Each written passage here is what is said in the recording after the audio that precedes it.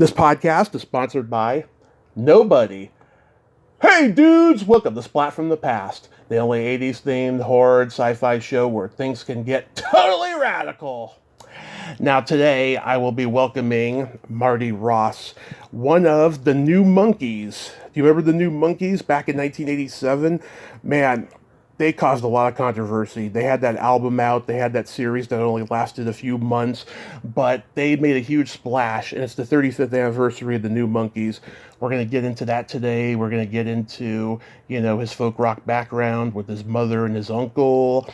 He had a band called the Wigs. They were in one of my favorite cult movies of all time, My Chauffeur. He's been a member of the Wrecking Crew. He has a new album out, which I don't know the name of, but he sent me a download of it, and it is breathtaking. It is a great, great album, and we're going to talk about all of that stuff today, and I cannot wait. Marty's a great guy, and it's going to be a great conversation. So yeah, here is my interview with Marty Ross. Hey, Marty, welcome to the show. How are you today? I'm fine. How are you? I am just spectacular. This is such a great honor. Thank you for taking the time today. Oh, I've got 13 seconds, so we're counting down 12, 11, whatever. It's yeah. I always like remember the old days when they used to have people on Carson and they used to have them say, oh, I can't stay very long, so I got to leave after the first guest or whatever. They did like when Johnny Carson was 90 minutes. Yeah. And then they went to 60 minutes, and then they said they still have to stay around, but Johnny didn't have his guest on until 20 of the hour. Right. Or 10 of the hour. And I'm always thinking, wait a minute, that's just an old thing for nothing. So, I have plenty of time to be with you today. I've gotten away with everything. I've broken a dish, and I've replaced it. So tell me what goes on in your world. What part of the world are you from? I'm originally from San Francisco, but I live in Redding, California. Redding? Yeah. You're only 4 traffic accidents and a jam away from my house. Really? Yes. If I want to get from my house to Redding let's see, at 4 o'clock, it would take me 3 hours. Yeah. I lived in the Hollywood area, so the 101 to Redding. You know what a nightmare that is. Oh yes. Yeah, I don't drive, and even I know, and I've been in a car crash, so I know exactly what it is. But this is such a great honor. Thank you for taking the time today, as I said.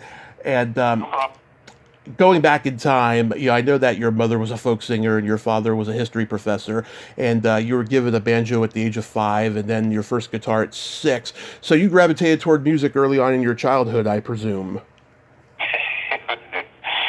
Well, I crawled out of the crib the first time to the stereo. The parents' record player was one of those four models that had a bookshelf speaker system. Mm-hmm. And this was instead of calling to my mom, I called to the speaker system, and she was upset. Mm-hmm. And she is. But she said, "Oh no, I don't know my mother in an English accent. I think he might be a musician. I don't know." And it was kind of a worrisome thing. It was, one of the things, since my mother was, my great-great-grandmother moved to Los Angeles in 1889, 1868, and became the first teacher performing the School of Music at USC. She was the first dean of the School of Music, and so this was in the early 1880s. So I do have a lot of my grandfather on my mother's side was a band leader in World War I that would have marching music going off to all the biplane fighters. So it's really, if you're not music in my family, then you've done something wrong. Yeah. But then of course you get to that time when you're 14 years old and your dad says, "But what do you really want to do with your life?" Yeah. Well, I think I'm trapped here, Dad, in music. He goes, "Well, yeah, but that's really no way to really make a living. What are you going to do?" So, I said, "I think I'm going to do music," and then he would repeat it again. And I'd say, "No, I don't. I think music's going to be the way." And then I overheard my mother and father saying at the dinner table, I was in my bedroom one night, just, "I don't think he's going to ever move out." Oh man. Yeah. So I've been in music, and I've been doing music for years yet. Yeah, you even had an uncle who was in a folk band with the guys from Mott the Hoople, right? Yeah, there's my uncle, my mother's brother, was a guitar player actually the bass player in a band called The Silence in England, which was from Ross on Wye, which had a drummer Buffin and Overend Watts, the bass player, were the two members that went on from that band to go to join and start a new band with two other guys, could name it Mott the Hoople, and. He came to live with us, and boy, you know what? I mean, he was miserable for most of the time because he'd quit a band that ended on making a mark, So, I mean, when you're that close, And then I used to joke with him later on, and I used to say, you quit one band shy of what you should have been, and I should have done that too. I should have quit one band shy of the new Monkees. Oh, we man. both had the same experience, so it's a little different. In this case, David Bowie didn't work with me at all. Yeah. Who were your musical influences growing up? Oh my goodness, it all goes back to the parents' record collection, doesn't it? And so it's kind of mine is a folk based thing. The Limelighters, Peter, Paul and Mary, Bob Dylan, Pete Seeger, Peter, Paul and Mary, all the stuff that was folky, musically that happened right up until for one of my early birthdays. I was given on June 5th. We were living in Denver at the time for a little while, and I went out in the front yard, turned it on, and literally the first song I heard was "I Want to Hold Your Hand," and I ran inside. And my parents were both in the living room. And I said, "Do you hear this? What is this? What is this?" And they both looked at each other and went, "Oh God," because Jesus, it's that rock and roll music. And I was so blown away by what my ears heard. It came right into me, and it never fell away from that point. So anything that was, but I listened also to folk music all the way in, and also rock and roll. Through the Beatles, they were the gateway drug to, Chuck Berry, and for me, and then the original guys, and then on to the Monkees, and then it's all a bunch of bands, isn't it? It's all a really, really great, that whole singles top 40 thing from about 64 to 69, 70 is an incredible time. You take a look at the top 40 and all the songs are iconic. There's not, I couldn't even tell you what's been a number one song in America, that's really memorable in the last 5 years. I know what it is, but it's not, it goes away and it goes, every song in the top 40, I could not distinguish it from one another. I think the last song that had any hold over me that was a national hit was a song like "Happy" or something like that. They don't happen very often where the country is kind of like taken over by a hit. That used to happen in music a lot. Yeah. There was a song that was on the public conscious. Everybody knew what the number one song is, or a song that was hot, and from all different age groups. But now I could not tell you. And I don't even think it matters to the people that buy the records if it's number one or not. I don't think it matters. It's not a thing anymore. Yeah, the last time I heard an international hit that was all over the place was "Open Gangnam Style." That was it. Yeah, that's right. Right, and you're absolutely right. And that became like the biggest song ever on YouTube. Mm-hmm. And I think another thing has taken over from it, but that was literally something like 2 billion listens or something like that had to get it to that point, So to get people to all get into the same jive and things going on music-wise, nowadays, it has to be a miracle because there's so many different kinds of music that are supported. And just think about this. Mm-hmm. Most every song that's ever been recorded is available somewhere on the internet. Oh, yeah. So when I was a kid and I was going in a record store, you went and bought the current record, because if you didn't, somebody else might get the 4 copies, and that song. Like I remember buying Lady Madonna by the Beatles. I went and I said, "Oh, I'll get it next week." I went next week, it wasn't there, and I said, "Where can I get it?" She said, "Well, they're not making anymore." That's how it was. Mm-hmm. It's so crazy. you lost out on the chance to get that song. They just never printed as many as they could. Sometimes they printed more than they could, then you'd get songs that weren't big hits. But nowadays it's like TV shows. I mean, how often do people ask me, "Hey, have you seen this or this or this?" I go, there's 200 new shows on TV. Yeah. I haven't seen all of them, and I've watched some. Like I watched the White Lotus show last night, and I watched Ozark, and I've done some stuff, which brings the question: if you're going to spend time watching 3 seasons of a TV show that has 10 episodes that are each an hour long, why won't you go watch a 3-hour movie in a theater? Yeah. Because, people do say, "Oh, that movie, I hear it's long." Yeah. Like, you just got done binge watching 3 seasons of Better Call Saul. Yeah. You know what I mean? Yeah. Do you remember the first album you ever bought with your own money? Yes, I do remember the first album. I'd never bought albums. I always bought 45s. The first singles I bought were "Little Bit of Soul" by the Music Explosion. Oh yeah. And Snoopy versus the Red Baron. I believe were the very first records. Probably something by Gary Lewis. Mm-hmm. Probably something. Cry and Shame's Sugar and Spice. That era, 65 or 66, when I was a little boy, and my parents were kind enough to give me money, and I spent it all on records. I ended up getting a huge record collection that I've gotten rid of several times. Mm-hmm. They're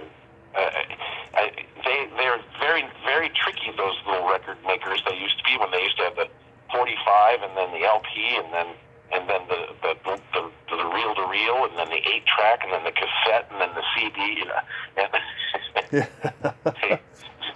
They kept on making new ways to buy it, and I kept on buying it. If I can mention, I'll drop a name for just a second because it is pertinent. Okay.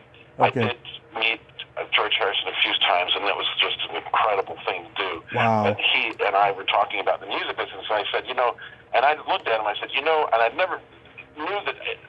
I was told not to mention the old band. Don't say the name The Beatles because it's just one of those things. If you're cool, you just say, yes. I said, your old band. I said, I bought all the 45s. I bought all the LPs. I bought all the reel-to-reels. Mm-hmm. I bought all the 8-tracks. I bought all the cassettes and bought all the CDs. And then he said, then we're trying to get the air now. How about the first? Sell it on air, we're fine. And it was like, and it was just one of those things where you just go, there's, now that they've gone into this situation with the record business, mm-hmm. the way that it is, that there is nobody. There used to be books on how to succeed in the record business, how to get your songs placed, how to make your music take a mark, Record making for dummies. Nobody knows how to do that now. Yeah. Record making for dummies. I just got done making an album. I haven't released it yet. Yes. Because I don't really know how to. Mm-hmm. People I released it on YouTube. What am I going to do with a song on YouTube? I mean, it's not going to make me. What am I going to do? Am I going to go out and tour this thing? I'm in my 60s, for Christ's sake. I'm not going to go start out. Kid, you work in the clubs for 5, 6, 7 years, and it's like I went into a wine shop the other day, and the guy looked at me and he said, "But this Cabernet is going to be great in 20 years." I said, "Did you really take a close look at me?" Because in 20 years, I'm not going to be allowed to drink, let alone if I'm alive. Yeah. How about the first concert you ever attended? Oh, my first concert that I attended. Yeah, I've hardly ever attended any concerts. Really? Only your own? I've been my own concert. I've been my own show, but one of the first ones that I went to, I believe, was at Arlington Park in Chicago. Okay. And it was Three Dog Night in America. I believe. I once went to see. It was the Kinks and Johnny Cougar. Ooh. Yeah. Eric Clapton and Santana, that kind of stuff. Well, I went to Pink Floyd once, but my friend and I, we had brought some liquid refreshment, and we gotten a little bit too refreshed before the show. Because they wouldn't allow the bottles inside the park, so we stayed inside my van before we went in because we knew where we were sitting. And we each had like 7, 8 beers before we went in. And it was just a little bit too much for the senses. Mm-hmm. As I was sitting going, huh? What's going on? That cartoon behind them. So what? Yeah, it was a pretty much of a disaster. But I can say that I really honestly did see them. Yeah, so those are the kind of the concerts that I went to. My first concert would have been that Three Dog Night. Oh, I did see. It was opened. Rory Gallagher opened Blue Oyster Cult and Bob Seger. Oh. That was pretty early on. That was pretty early on. That's a great concert. Wow. Now, being a guy from Rockford, Illinois, you must have saw Cheap Trick before they hit big, right? Yeah, a lot. I played with them a lot too. Yeah.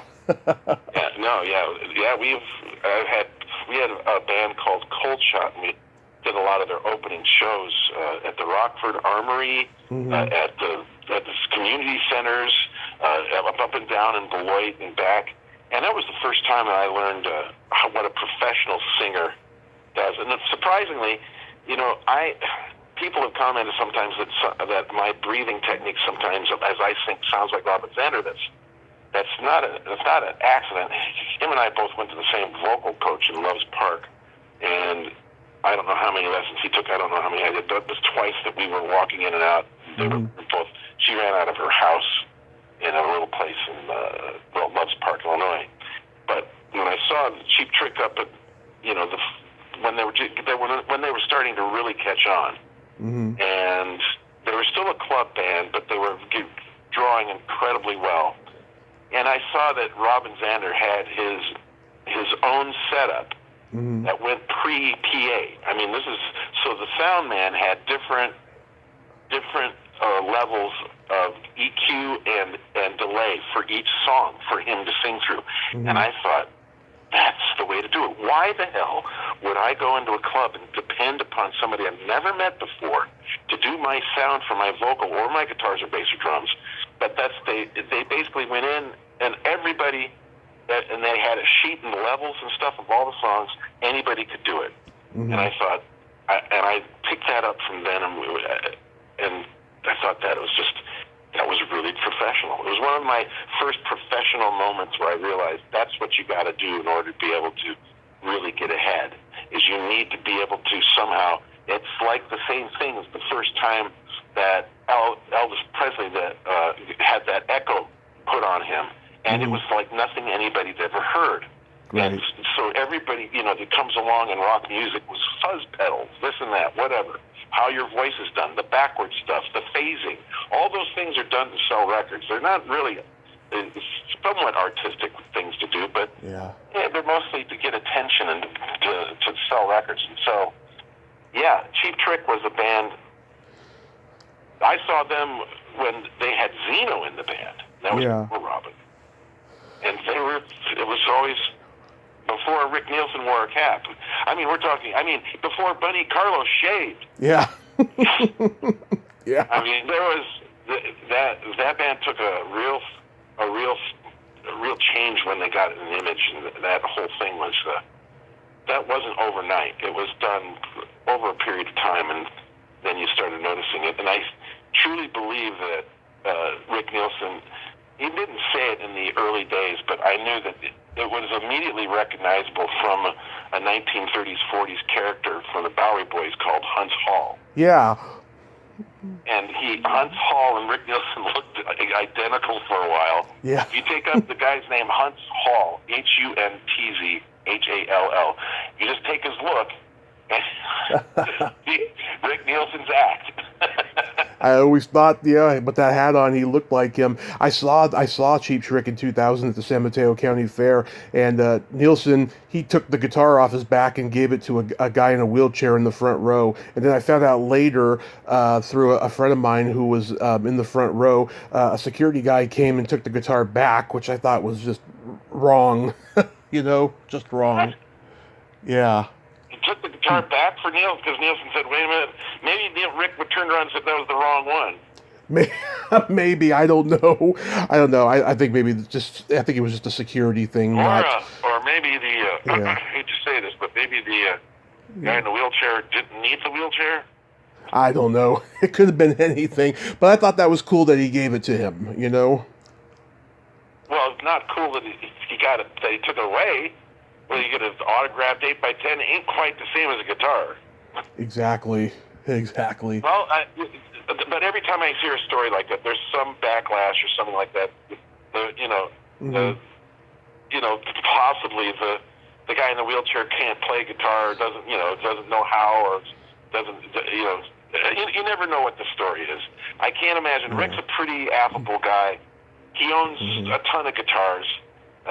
He's well known in the guitar circles, and I would question what the whole story was, because I can't imagine Rick's telling somebody that they need the guitar back from a guy in a wheelchair. I'm sure it was good publicity. I'm sure it was a manager thing. It's probably told the security guard, "Go get that," or something. Who knows? Yeah.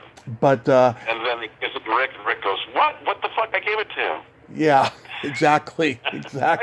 I gave that to him. What are you talking about? Oh yeah. Well, I thought I'd get it back for you and get some point.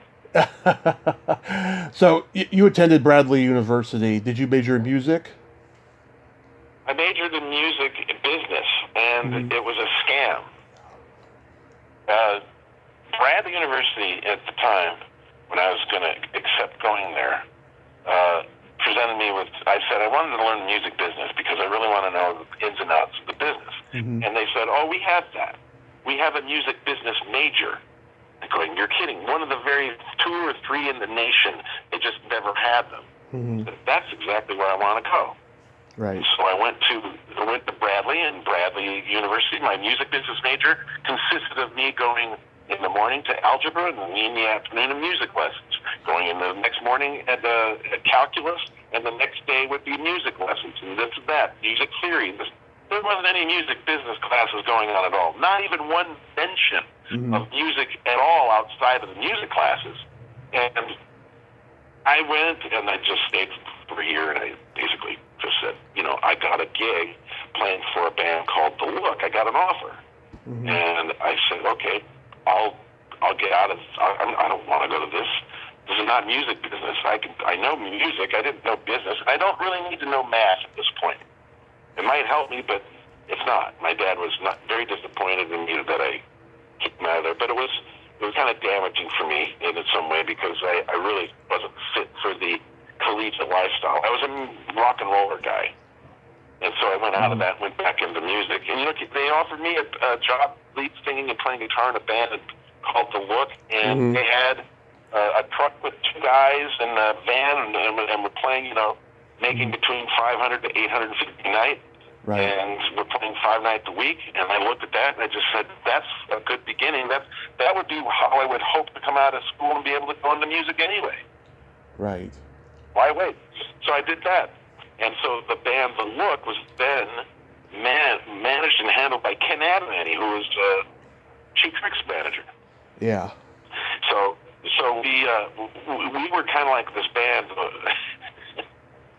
The Look was the band that the Cheap Trick manager, Ken Adamany, would say all the time, "Look, you take this band to Look in your club, we'll get Cheap Trick in there right away." Yeah. So we'd go in these clubs one after another. Ken Adamany didn't mean it at all. He was just wanted to book us in there. Yeah. And we'd be in there, and the guy goes, "Sure, Cheap Trick's coming here." We're looking around, and it's a 50-foot by 50-foot,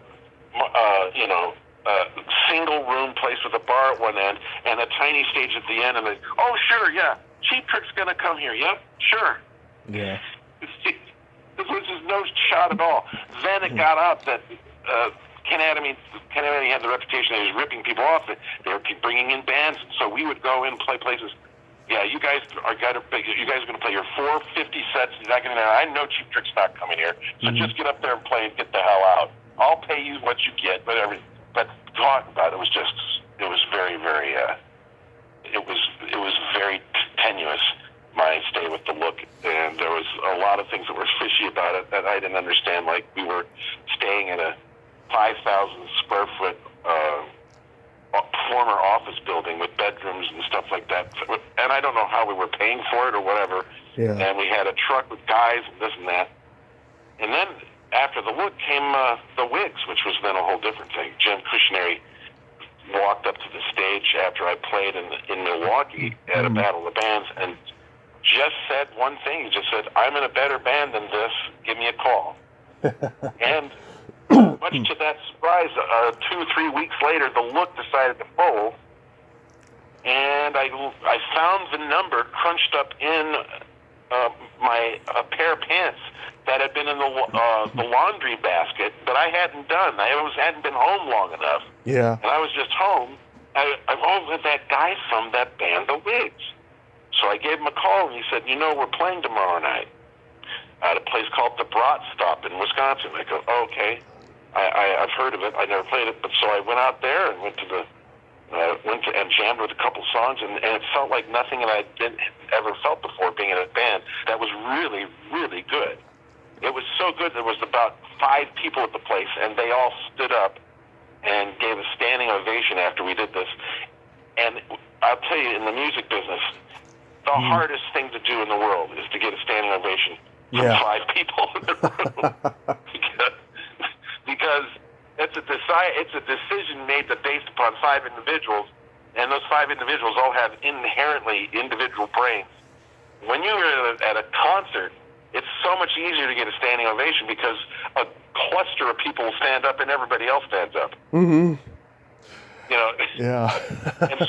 and so that's kind of cool. But in any case, I'm rambling because it's okay. You've asked me really good questions. It's not your fault. Thank you. Thank you. You guys signed to CBS Records in 1986 and had an album out called File Under Pop Vocal, which I've listened to on YouTube, and it's fantastic. It still holds up, by the way. One thing I noticed about it, and this pretty much goes for the new Monkees and that new album that you sent me, that I listened to, you seem to gravitate toward like mid-60s guitar pop sound with a little bit of what eventually became power pop in the early 70s with like Badfinger and the Raspberries. Yeah, well, that all comes off of that moment I heard the Beatles doing "I Want to Hold Your Hand" in the front yard on a portable radio. Mm-hmm. It absolutely made the mark. Plus the folk music for me, it makes the harmonies, and so I've got the folk music plus the Beatles. I mean, you think if you carry them together, that's about what some of my stuff sounds like. Mm-hmm. Yeah. And I sometimes get upset at people that are Beatle fanatics, and I don't mind them being Beatle fanatics, and I to some extent am one, but I've really, really, really heard them all to the point where I'll change the channel more off of Sirius 18 than not, because I'll go, I don't want to hear that one again. I don't want to hear that one, and then sometimes there'll be something, I haven't heard that as much. And it's just because of over-listening. And there are so many other bands to be able to get your influences from. Like, for me, I like Paul Revere and the Raiders. Their early songs were very influential. Really good. Recorded and produced wonderfully with an excellent lead singer. Mm-hmm. Mark Lindsay. You just take away the gimmickiness of it, the records hold up. So, they're just really, really, really great songs. The Monkees' first 4 albums, for me, were really, really important. I really liked those albums. I really liked the songs. I loved the fact that when I was a kid, when I was younger, this is later on in life, after meeting and playing with Mickey and stuff and like that. And Yeah. I've told him stuff like he said he's never heard before, which means that I'm on the same level with him, because we're basically, the same guys that chose them chose the new Monkees. So it's kind of like a kinship, because we went. I do joke with him though. I say I had the same exact thing happen to you, except I didn't have the hit records or the famous. I'm not famous, and the touring didn't work, and the hit records, and and all that stuff that I have. I don't have hit records that have to weigh me down. I can do whatever I want. I could go out and become a plumber right now. It won't stop me. Whereas Mickey, you got to tour these songs. It's your responsibility. But I told him. I said, you were on. If you listen to "I'm a Believer," Mm-hmm. and you listen to him sing it, it's one of the early songs that he sang. He sang about July of '66, somewhere around there. And they weren't recording artists. He wasn't. Right. He wasn't the drummer. He was a guitar player and a vocalist. Mm-hmm. But what's really strange to hear, and I'm a Believer, is to hear him doubling the vocal, which is a skill that's beyond. It takes time to be able to do that, and he does it so well. And I know that the session that they had was really short. That it made me know that he was a natural. Mm-hmm. Just a natural singer, because you can't just go in and double your vocal. I guarantee you, any person that considers them a singer that's in their late teens or early 20s that goes in and sings a song and then is asked to double it to make it exactly the same as you just did it while you're listening to it, it's impossible. And he did it, and that just showed that he was way beyond his years and experience of knowing how to do that. It always blows me away when I can hear that. I'm going, he's really, really exact on that. I know they're probably doing it time at a time, but word after word, but Jesus, he had the talent. And so I told him, I said, I've never been told that before. Yeah. So I said, yeah. So, I'm a huge, go ahead. The Wigs were something that was should I say stepping stone? No. No. Yeah, the Wigs were a great band. The Wigs were a very, very good band, and we were lazy. We didn't work hard enough. We should have worked so much harder. Should have worked day and night. You never really hear of anybody that's become a tremendous success that just kind of, I went in the studio one day and that became a hit record, and then I went on tour, and then I've been touring ever since. It doesn't work like that. You have to really work hard at this in order to be able to get where you're going.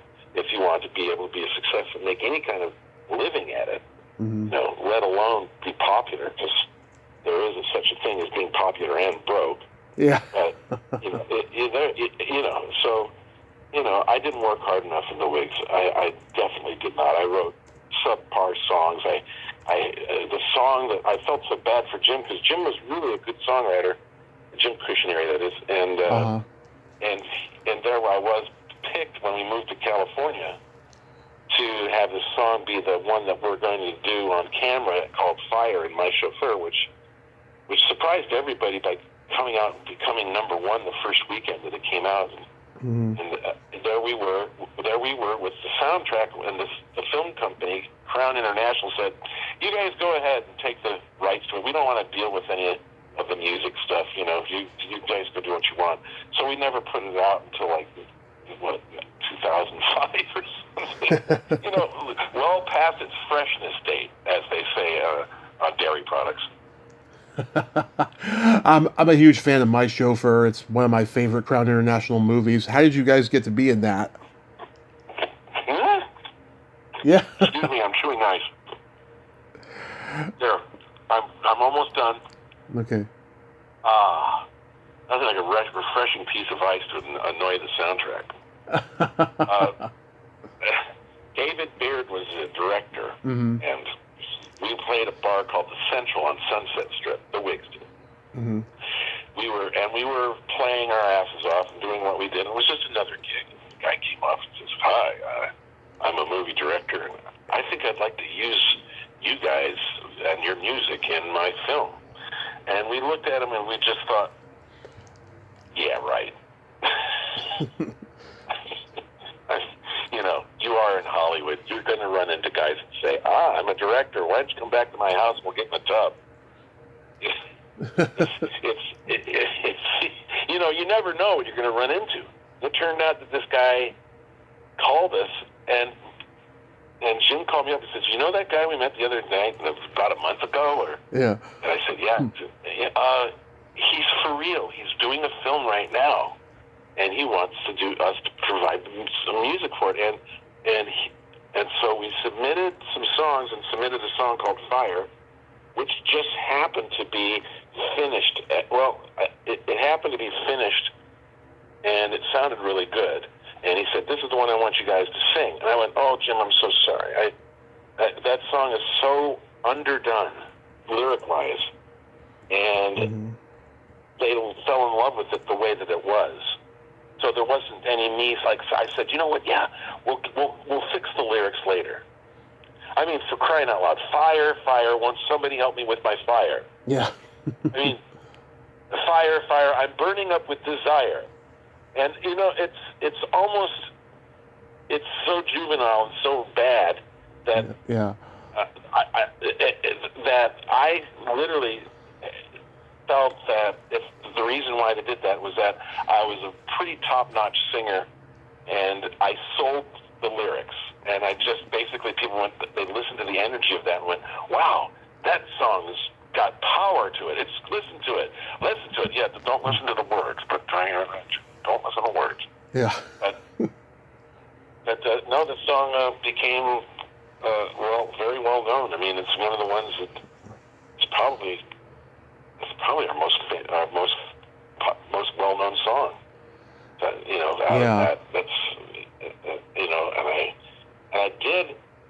I did absolutely understand exactly what I was talking about later on.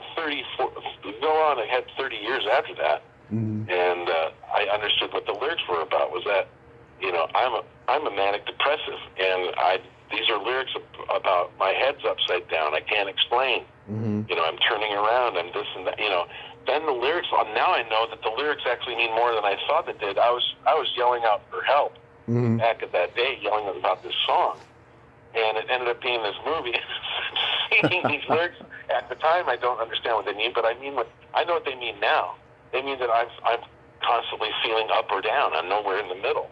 And that's what that song's about. So it does have meaning in the end, and it did have meaning then. I just didn't know it, which is interesting as a songwriter, because most of the time when we put words down, we tend to know what we're writing about. And at that time, I just thought it was scratchy lyric.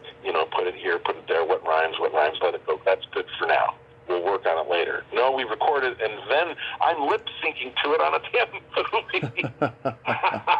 So that's one of your favorite films? Oh yeah, so I used to watch it all the time back in the day, And it's funny, back in the day, Crown International always had box office hits, but this movie came out the week that the Challenger happened, so this movie did not do well. It broke even, it made its money back, but it didn't, become a $25 million movie like My Tutor did, Yeah. You were talking about the Challenger disaster. That was right. That did happen at the same time. Yeah. I remember we were supposed to go in and do some overdubs. No, Val and I were doing something else.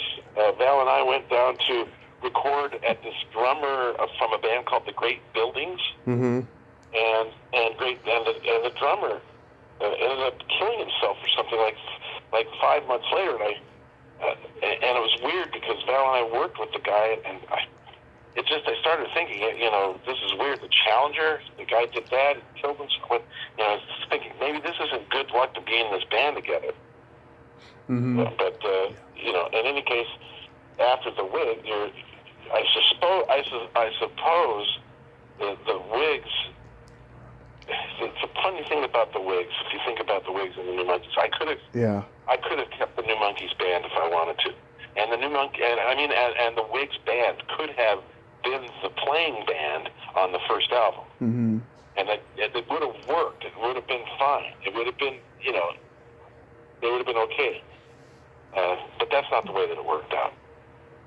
Yeah, I met Sam Jones at a Comic-Con a few years ago, and he was a great guy. Did you get to interact with him? Yeah, I've several times at different places. Hmm.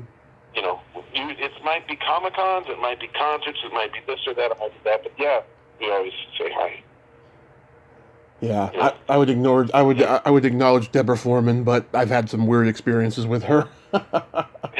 Oh well, you're not the only one, but I'm Yeah, not going to say anything bad. But thank I you. remember Val Hmm. had to go on a date with her. Val did go on a date with her and said went to this L.A. zoo, Yeah, at which my daughter works at, and said it was a little weird.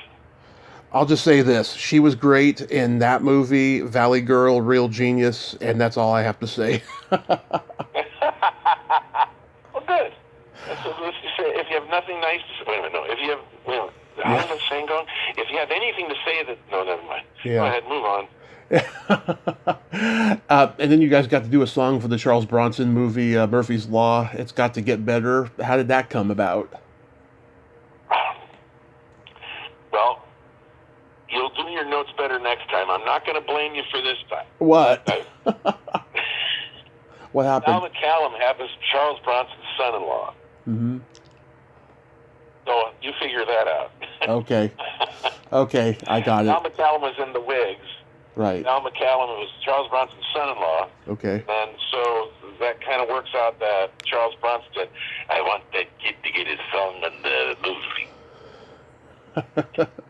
Okay, here might be another inaccuracy. Settle a bet for me. Did you write Dangerously Close? No, that's Okay. a wonderful 19... I didn't write. Did you say I did? It says that Marty Ross wrote it. Yeah, I think there is a Marty Ross that was a writer that wrote it. Not me, Marty Ross. Okay, that will be stricken from the record. Yeah. Yeah. So, No, I didn't write Dangerously Close. mhm.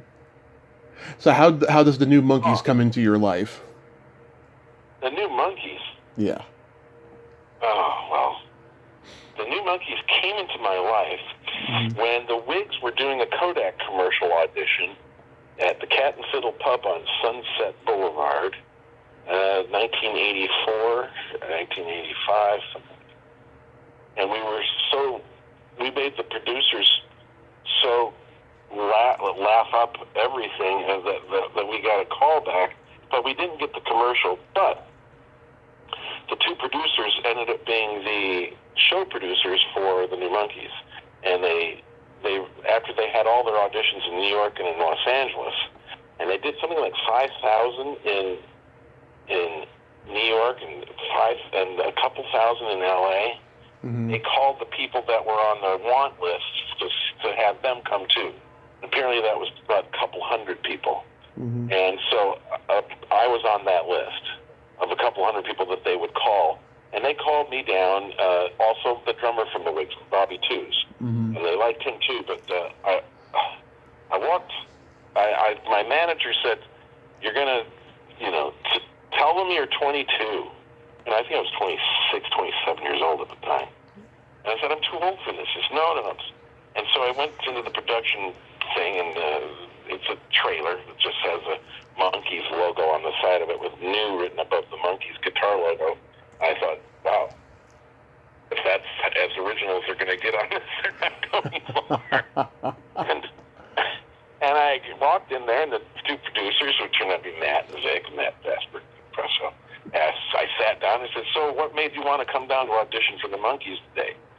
And I looked at him right away, and I said, I didn't want to do this. My manager said I should do it. Mm-hmm. And I said, nothing against the Monkees, but and he said, so you play guitar? He says, yeah, I've been playing guitar for 15 years. Oh, you must be pretty good. He says, I'm not bad. I can play all the stuff, He said, oh, okay, well, and you're a good singer, we hear. Well, you've gotten some of the demos. And I said, well, thank you. Okay, thank you, Marty, for coming. We hope we might be hearing from you. Or you might be hearing from us. And that was it. Mm-hmm. About 4 or 5 days later, after they've done 8,000 people that they've auditioned, Mm-hmm. they come down and they called me as being one of the finalists. I think 20 or so.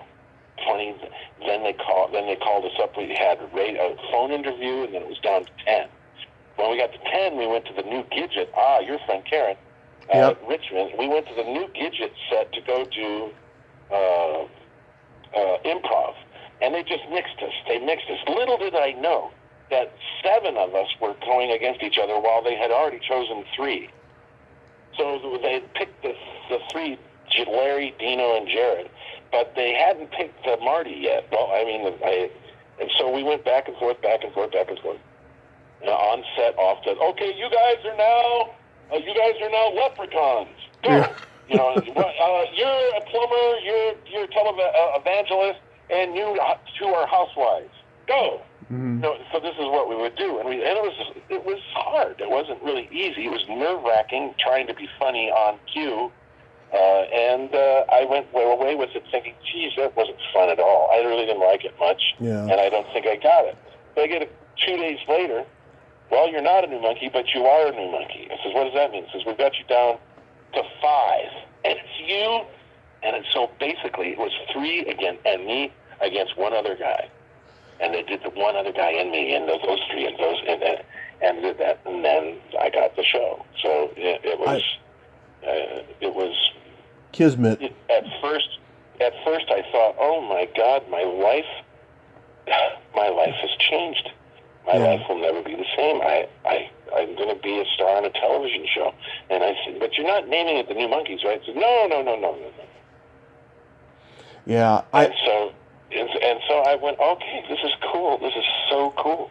And so we got some clothes together, did some stuff, did some improv with Bill Hudnut at the ABC workshop for months. Months. This is just the same exact thing as the Monkees, and you see how they got their gigs. It's exactly the same MO. It's the same thing.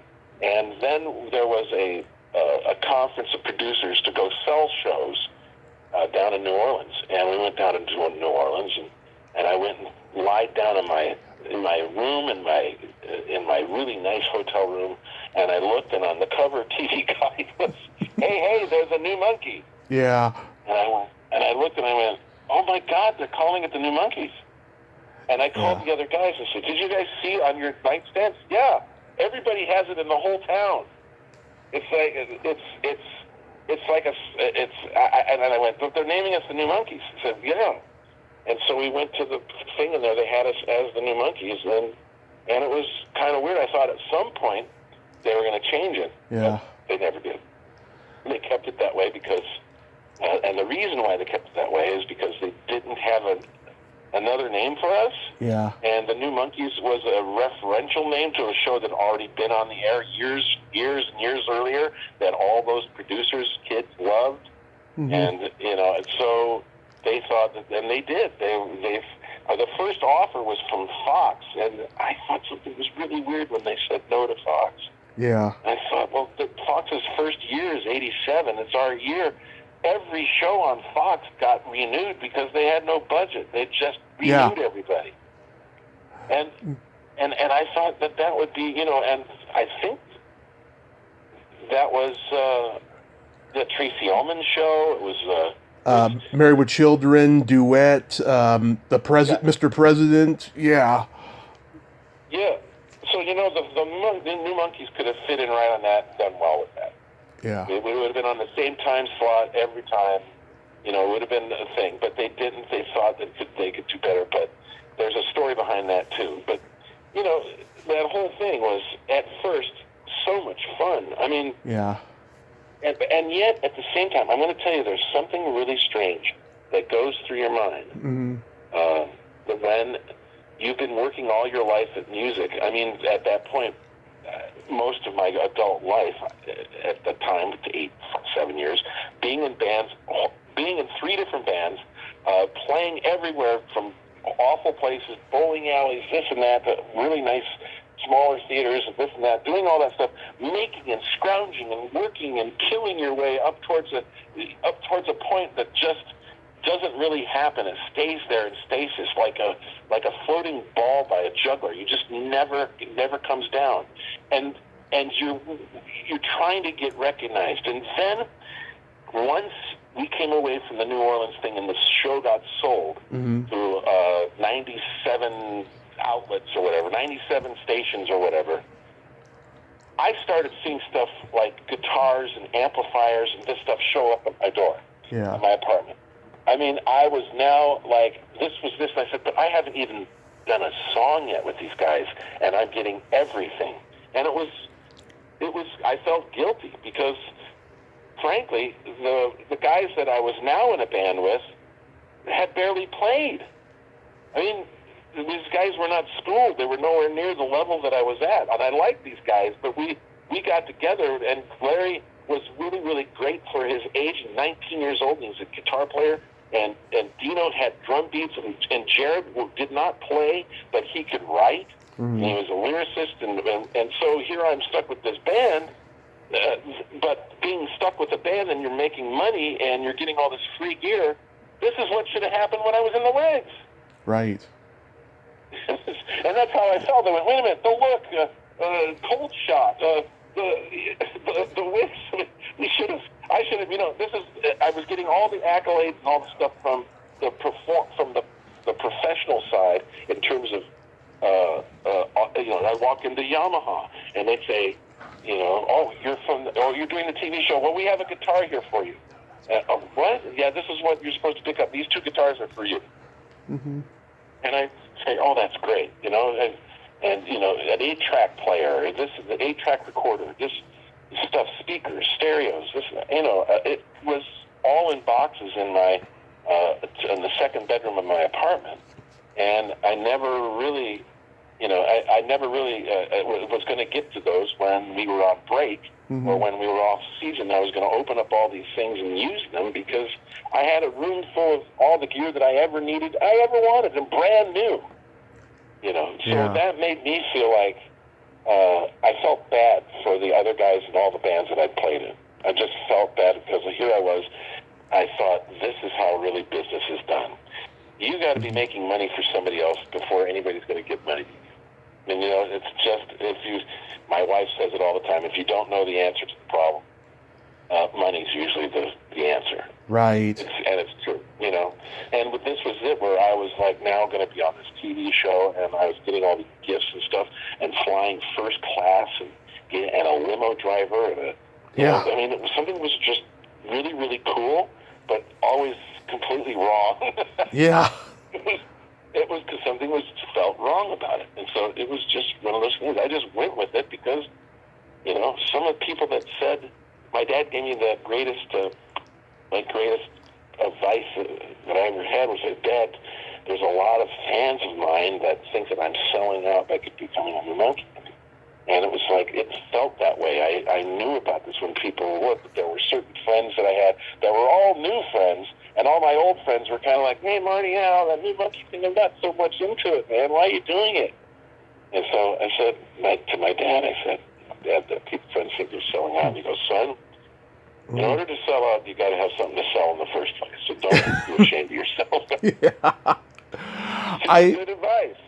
It is good advice, yeah. And it's funny, you mentioned the Fox network, right? Well, I'll tell you, in the Bay Area, it was on during the day on our Fox affiliate, KTVU Channel 2, ironically. And it was on, I think, before or after the new Gidget, somewhere around there.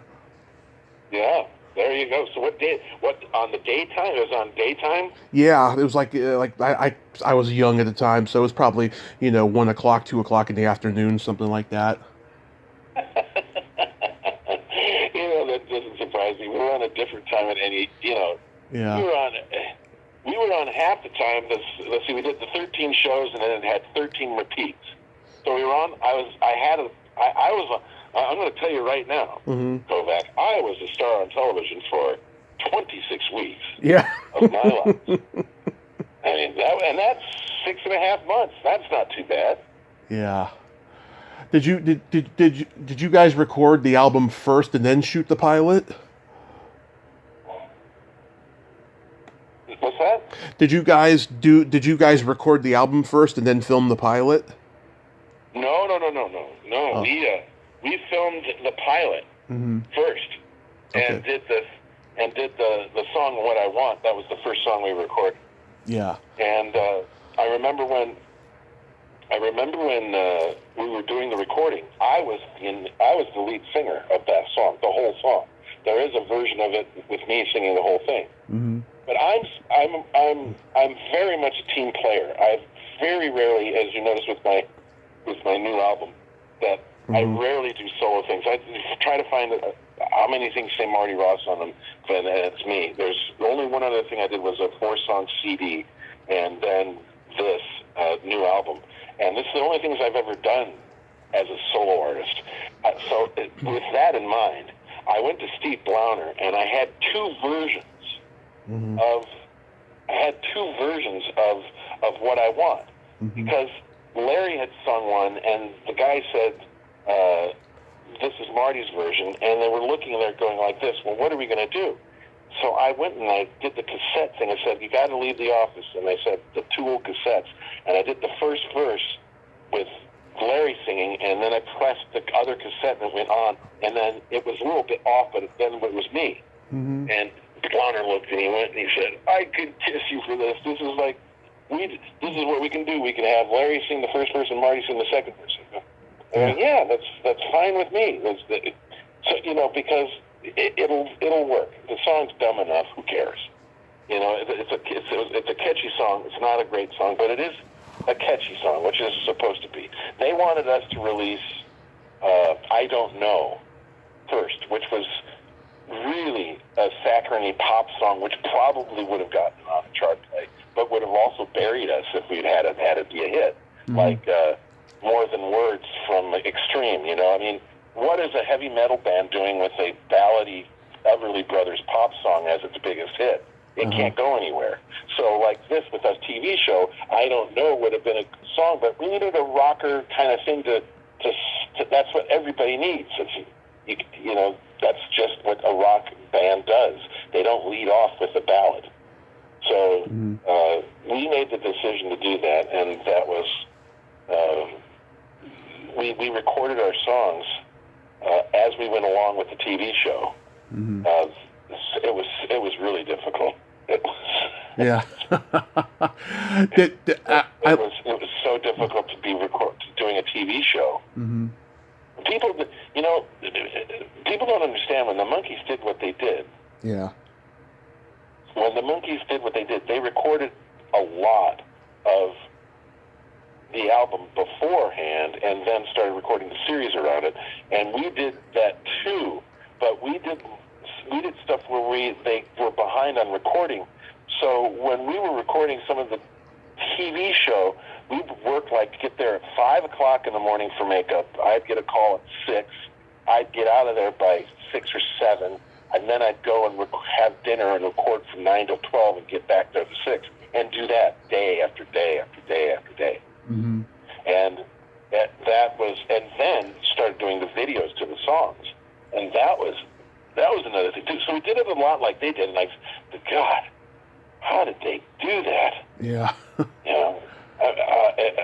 It was really, really a lot of effort, and really, really, there was a doctor. We all had gotten sick, and we were all losing days on filming. They took us to this doctor, and the doctor was a Vietnam vet, and he said he hadn't seen stress on people since Vietnam that was that bad. And it was like 4 actors in a TV show. I mean, you'd think that, but it was there was a confluence of things that was happening. Yeah. The show was not funny, and people were wondering why it's not funny. Yeah, the humor in hindsight reminds me of like Parker Lewis Can't Lose, that like really fast paced, kind of humor. Yeah. Sure. Yeah, absolutely. It was an MTV-based type thing where it was 3 minutes of this and then 10 seconds of this and 14 minutes of that and then 5 seconds of that. And there was some things that were pretty funny, but nothing could set in and establish it. You have to establish yourself as being funny as people to accept stuff that's substandard. Like some of the stuff that's just not funny in the Monkees show is funny because we accept Mickey Dolenz as being funny guy, or Peter, or or Mike. They're funny guys, and they were funny, and they literally would go to the camera and say, I don't think this is very funny. So it was because of them. We never got to really establish ourselves as being funny guys. Yeah. And I'll tell you what, I know we were, because we were definitely hilarious. We crack each other up when we were doing the improv stuff for 5 months. And we would they should have just let the cameras roll. We were just very funny. We would go off of our things sometimes, off of our scripts, and they'd say, and the back of the people, the people in the back were laughing. And they say, we'll have no laughing on this set. Yeah. The hair you guys had was really funny. Yeah, well, those guys, that was their hair before the show, so yeah. That wasn't done as a makeup thing or anything. That was all our hair was pretty much this done. It wasn't. Yeah. That wasn't. My hair was pretty normal, but the other guys looked like they'd all been in toasters or something. Yeah. How was working with Bess Moda on the show? No, Bess was great. She was great the whole show. She was every time. She was there, sparkly-eyed. She was there with in a great mood. She was working on a TV show, and it was fun. And her sets were good. Yeah, she was always really, really professional and tremendous. Most of the people, the professor from Gilligan's Island, Russell Johnson. Yeah, Russell Johnson was great to work with. Charlie Brill.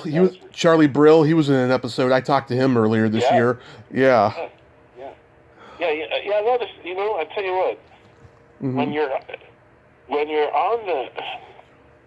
you're on a TV camera, and those lights are just incredibly bright, and you've got a script and you've got something to read, you're doing this. Everything is really, really fun, and it's really. I mean, I'm not going to tell you lies. When you're the center of attention, it's fun. Yeah. I mean, you got all these lights. I mean,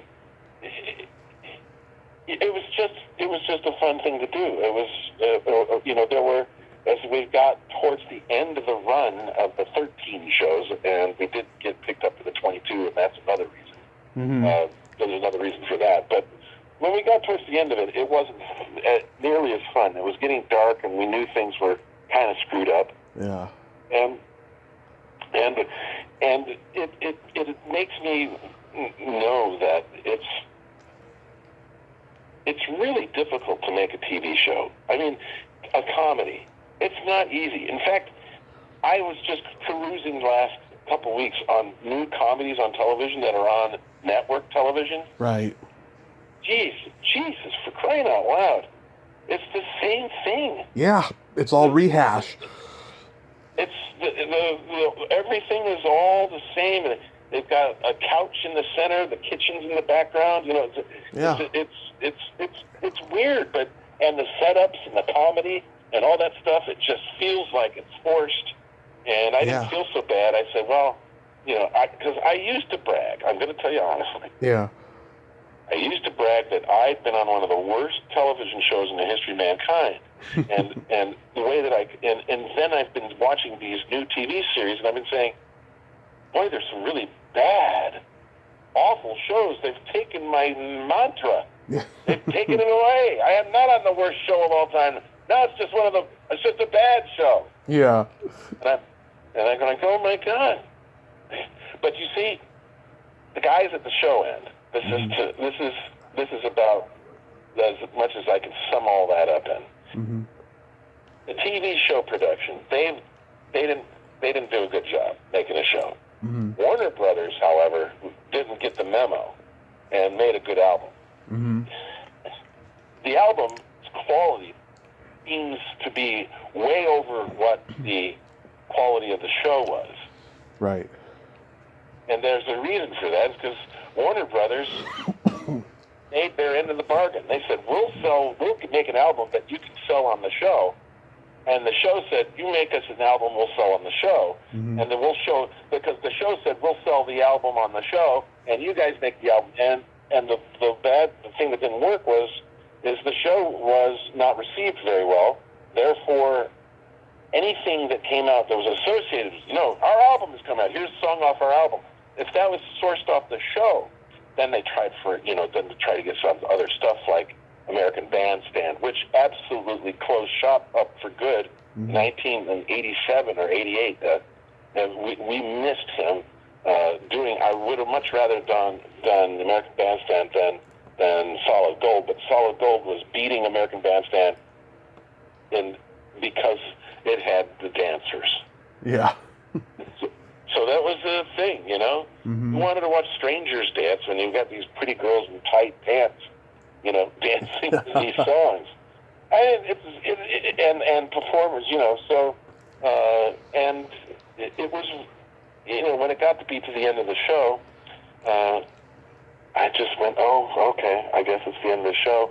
Well, at least I'll be able to, go use my studio and all the equipment and stuff like that. But that, the fairy tale, when it comes to the end, I'm telling you, that pumpkin, that carriage that turns into a pumpkin, yeah. Well, it's filled with dog crap inside the pumpkin.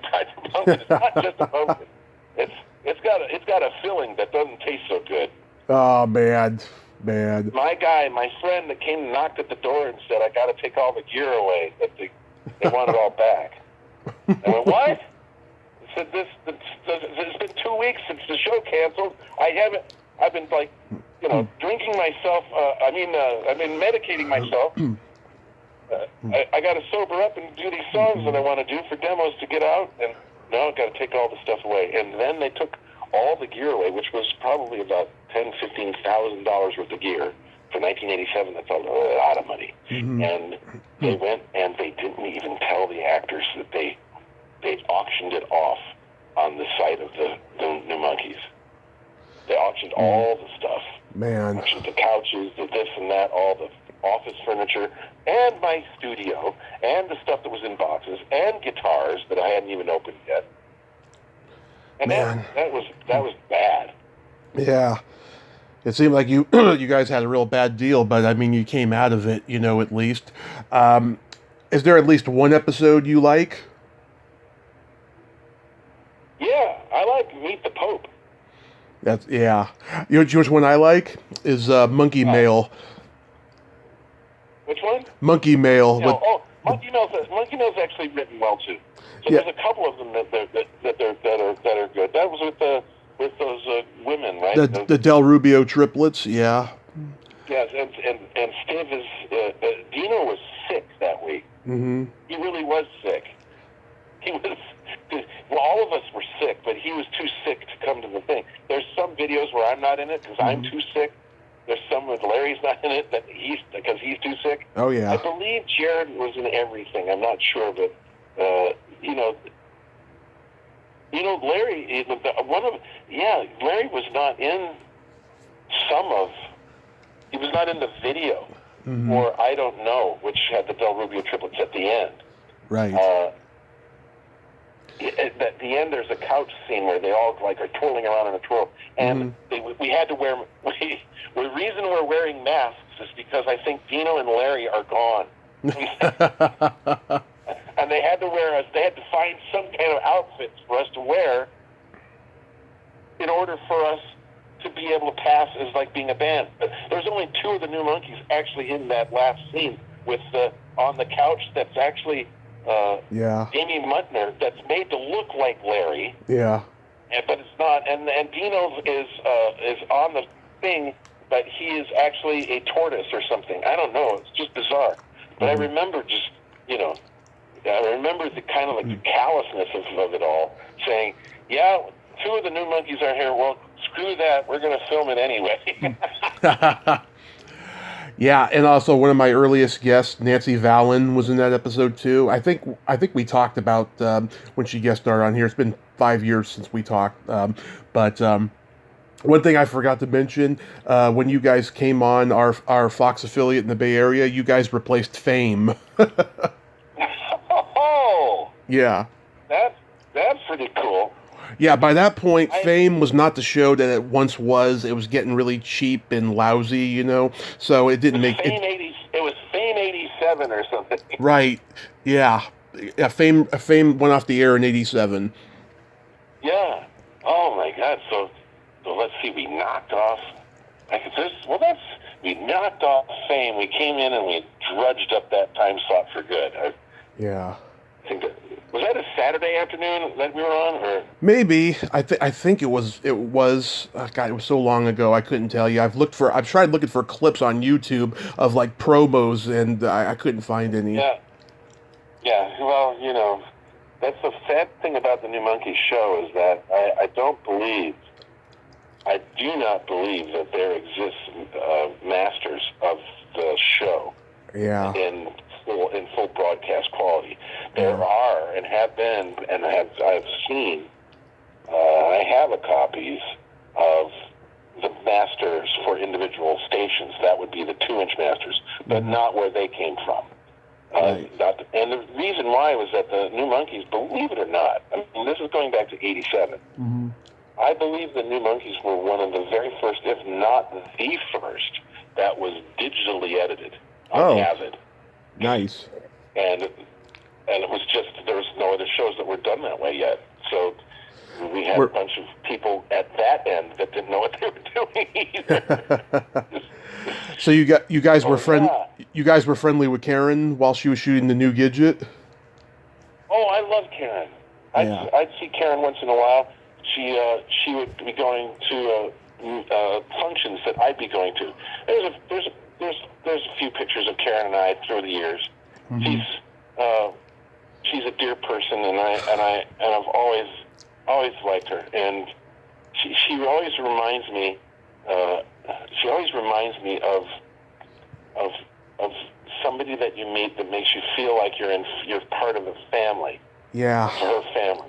She has this warmth about her that's it's really, really interesting. I find her to be absolutely genuine and wonderful, and I will see her at some point here. She is. Please do it. She is a Gidget like that in many, many ways, and that's why I love her. And I also love her dirty New York mouth when it comes out every now and then. Yes, that will happen. Yes.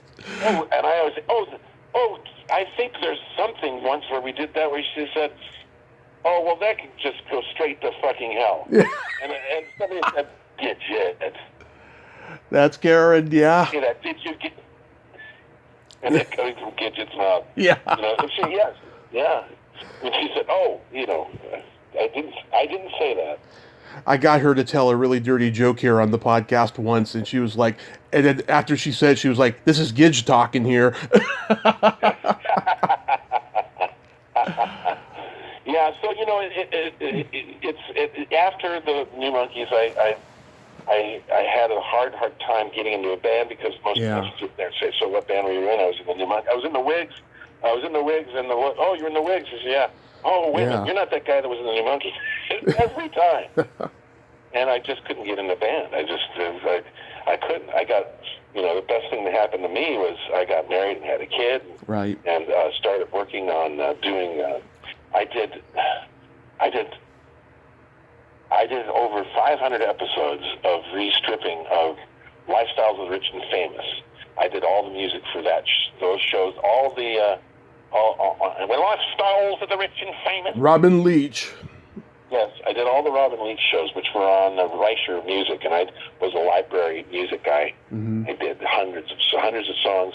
That paid more than anything else in my entire life combined, and that just was great. And then I've just done lots of TV movies, lots of TV shows. I've had music and other things. I've worked with other people. I've had documentaries. You've been in the Wrecking Crew. Yeah, I don't really mention much about those things. Okay. But they are worth mentioning because they're literally working musician type stuff, you know. Right.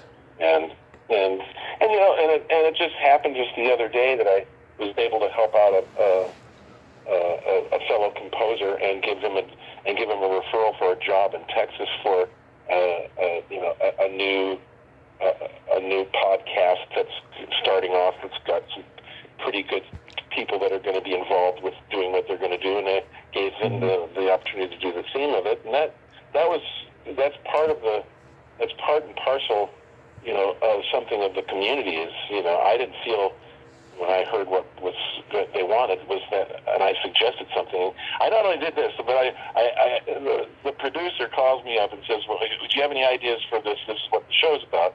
And I went, "Well, what if we start here and go there, and in the middle we end with that?" She said, "That's great. Can you do that?" Yeah. And I said, "I can't do that." But now I know a person that can. So what I did is I talked my way out of a gig. You can do it by suggesting music that I don't do. So, you never know what happens in the thing of music. And the thing about music is it's constantly moving. It's constantly shifting. We're in a status right now where music, unfortunately, has become much more of a service than it's become of something that's of inspirational. And everybody will say that there's an inspiration in the songs that they know and stuff like that. But on my end of it, I'm getting more and more where there's people want to have something that fits something rather than the music being fit around it. So it's very, very much a different atmosphere in the music business now. I mean, I don't even know what record companies do. I tease them because I have some record company friends, and I say, "Oh, yeah, I'm calling you up is because I want to know if you have a T-shirt for a band that you guys represent. Isn't that what you guys do? Is T-shirts? You guys don't do the concert tickets. You guys don't make albums anymore. You guys make T-shirts. Yeah. It's literally what record. There's a merch table." Yeah, it's crazy. Yeah, it's a crazy thing. And if you're making money on music, more power to you. I don't care what you're doing, but yeah, if you're making money at it, more power to you, because it's really, really difficult for anybody to start. I would not. The way things cost nowadays, the way the cost of living is, to start off as a musician and be paid the same. I guarantee you that these guys that are playing by themselves, single players out of Starbucks or this or that, or in a coffee house, whatever, are making less money than they would have done doing the same thing in 1975. Of course. God. It's to sit there and make $75-$80 a night playing in a corner at a coffee shop or something. What do you do with that money? You need to. It's not paying rent. It's not. So I feel so terrible that that happens, and I don't. I'm thinking of that. I'm going to be going out and playing out, which is going to cost me money, because in order to do what I do on the album, I need to have people play with me. So right. That costs money, and I'm wary of it. But I am going to be playing some solo shows. Awesome. One of which is April 21st in Milwaukee. I'm going to be playing there. Awesome. At Shank Hall. It's called Shank Hall. Yeah, we got to talk about the new album, because I listened to it. I love the first couple songs, Crazy to Say Goodbye and Concrete Dream. They were very much, power pop roots with a little sunshine pop in there. I loved it. So, how long ago did you record it? Oh, a couple months ago. Mm-hmm. Yeah, songs you'd written over a period of time? Yeah, I've written a lot of those songs were over periods of time, but when I got started, I started working with Christian. We took over a year to record it because we weren't in any hurry. Yeah. But we finished up a couple months ago, and it was those songs. Those songs were. This is the album I should have put out when I was 25. Mm-hmm. So this is kind of like my first album, and it's my first album. It's a pop album. Mm-hmm. And I'm going to graduate, go a little differently into jazz pop a little bit more on my next album, a little bit differently, more challenging things for me. But this is the album that I made, and I've got more pop songs that will go on that particular album as bonus tracks and stuff, if I ever decide to put it out. But then, can you give me a reason why I should put an album out? I mean, why does anybody put an album out? I know. And it's all download. Yeah, there's people want to know, are you going to make a vinyl album of it? I go, vinyl is really, really fun and stuff like that, but it's more of a hobby, and more of your really, really serious music listeners, I would like to think, collect vinyl, but I do know there's a lot of people that just collect vinyl as like baseball cards. Yeah. They don't actually listen to the vinyl. They don't listen to the record. It's part of collecting stuff. So, I've been selling on, actually above and beyond, the biggest thing that I really enjoy doing now, beyond the album and all that, is I'm a DJ on the Monkey Mania radio, which is really a lot of fun to do. We play the music by the Monkees, and then a solo stuff, and then people that were connected to the Monkees, and we've got like 20,000, or maybe over 10,000 songs that are in our library to pick from. I mean, for just one band source. Mm-hmm. And so, our radio station we doubled in size since we started July 4th, 2021. And we just have a really, really great rapport and really wonderful, people at the station. And the thing I like to do now is to play the records. Mm-hmm. And what's nice is that the other DJs every once in a while will play stuff off of my album. Yeah. And I keep telling them it's not released, it's not anything, or it's not even registered. But these are just wild cuts that are just going out there. I just love that you guys are keeping the Monkees' memory alive. I've talked to Fred Velez and Valerie Kyries, and I talked to Coco Dolans, and I just love that, the legacy is continuing on, because Mickey's the last one. Yeah, Mickey's the last one. He's the last one, and he's been an entertainer all his life. Yeah. So there will come a time when he says, I'm not going to do it anymore. But that doesn't appear to be soon, and I hope it's not. And he's got a lot of people to turn on to the Monkees. It's all on your shows, Mick. You better. Yeah. It's all on your shoulders. But for him, it's got to be bizarre. Yeah, a couple months ago, he was at a Comic-Con or something. Yeah. In the Northeast, and he was sitting in the Monkey Mobile, and it was only him. And how odd it would be for me in my mind to think those three other guys, they're just not here. Yeah. Then it was two, and then it was just two of us. Then it was two were gone, and then there was just two of them.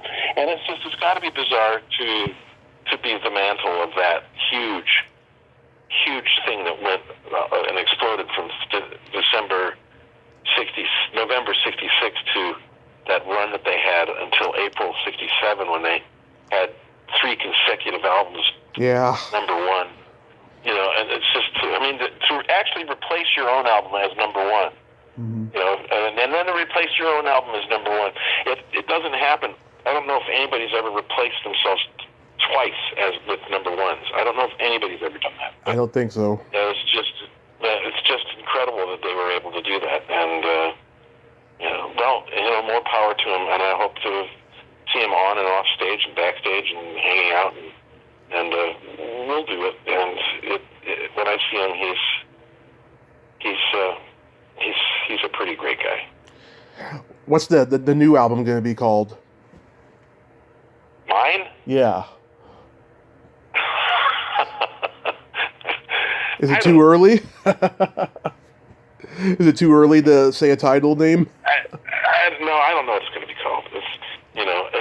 If I call it very rare and never released before.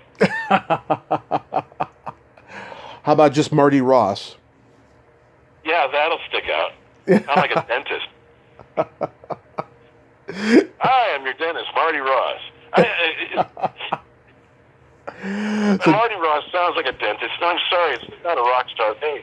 I mean, we've got a DJ whose given name is freaking Mick Lawless. Yeah. And that's a rock and roll name. I I'll ask Mick.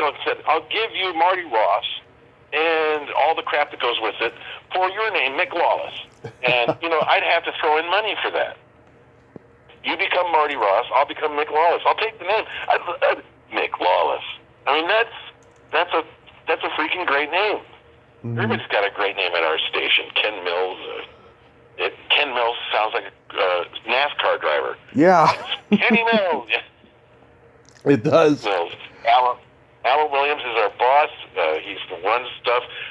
But then don't tell Jody Ritson that because she really runs it. No, Ken Mills does. Charles Rosnay, Mick Laws, Christine Wolf.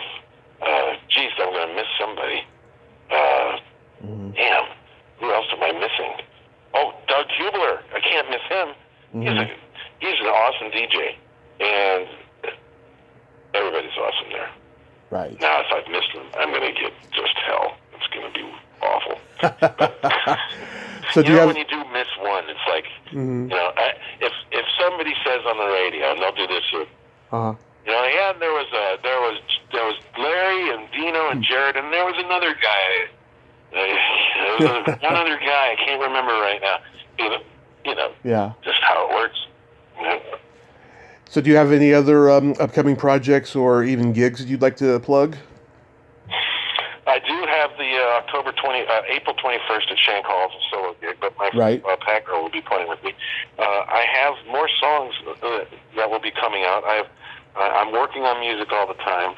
I'm basically MMR Monkey Mania Radio DJ right now, and that's what I'm loving doing. That's what my big thing is to do right now. And these guys, don't mess with them. They're Monkey fans. You know how violent we can get. Yeah. Even more violent than Kiss fans. Yeah, no, we're fine. I'm fine. It's okay. I've got a good wife. I've got a great kid. I've got a house.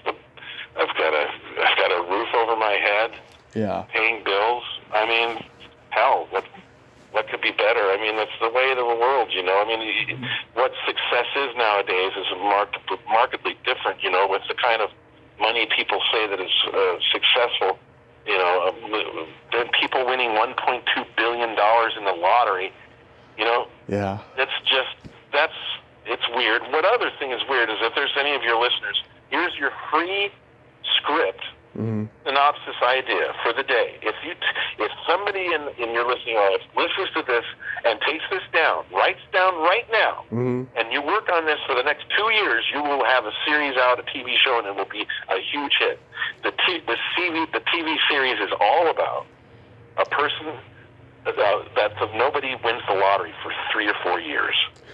That nobody in the world wins the lottery, and governments now are dependent upon the lottery to keep their governments afloat, and it becomes that the world's most powerful person is going to win the lottery because the lottery will be $718 trillion. We can only hope. And it will be that the guy or the girl or whatever, the person that wins the lottery can cure homelessness, can buy Texas, can buy anything he wants to do. Bring back, hungry man dinners. You can do anything you want to do. So anyway, that's the plot, and you can work on that. And that's my gift. Of course, this radio show will prove that I had the idea anyway, so you and I can sue together. Absolutely. Marty, you have yourself a Merry Christmas, Happy New Year. Be safe out there and keep on rocking. All right. You thanks a lot, and I appreciate it. And you have a great 2023. You too, sir. Okay. Thanks a lot. My pleasure. Bye-bye. Bye. Well, there you have it. Marty Ross. Ain't he a cool dude? Ugh. He's intense, he's fun, he's funny as hell. I enjoy talking to him. I hope you all go see him. I hope I get to go see him perform live eventually. Well, until next time, this is Tommy Throwback Kovac saying, there's no shame in living in the past because the present sucks. Later, dudes.